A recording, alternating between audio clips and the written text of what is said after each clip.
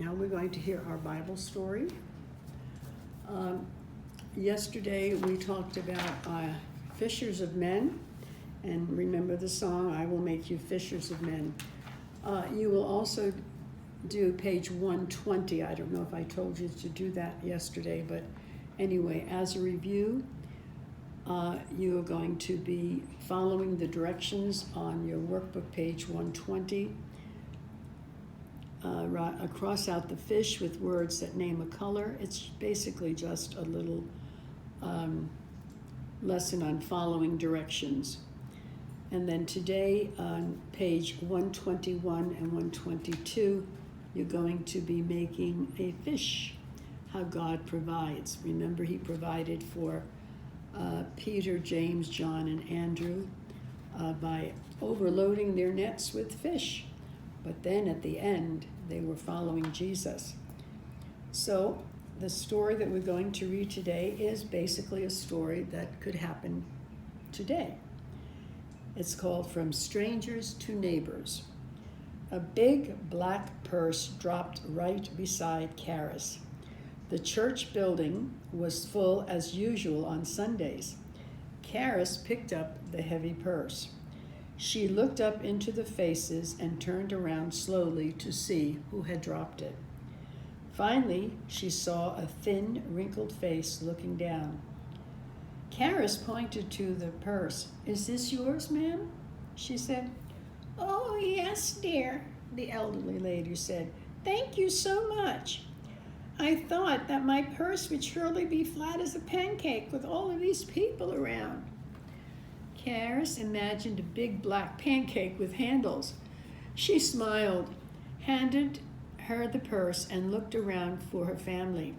She started to move down towards their regular pew. She was looking for her family. "Wait a second, dear," the lady called. Karis squeezed her way back to the lady. The lady held out her hand. "For you!" And she dropped a caramel into Karis' hand. How sweet. "Thank you," Karis said. "The thanks is for you," the lady said with a smile.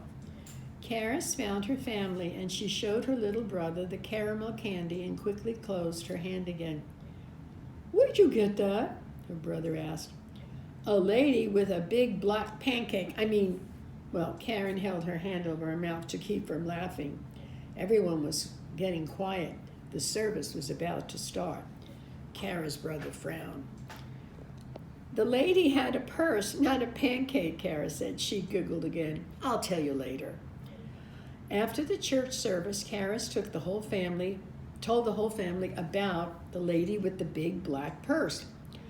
"I think she's new," Karis said. "I haven't seen her before."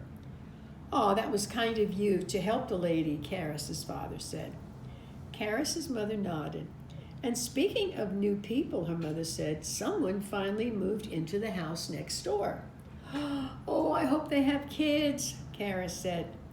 "We saw them moving in yesterday while you were at the Jacksons' house," their father said. I don't think they have any children living at home." Karis and her brother looked at each other and sighed. "We invited them over for Sunday dinner," their mother said. "Maybe we can get to know them and help them get settled in their new house." "I wish they had kids," Karis said quietly. As they pulled up into their driveway, Karis put her face close to the window. "There's a man outside over at the house next door. Can we go say hello?" Mother nodded. I'll come with you," she said. Karis and her mother got out of the car and waved to the new neighbor. "Still going to join us for lunch, Mr. West?" Mother called as they crossed the lawn.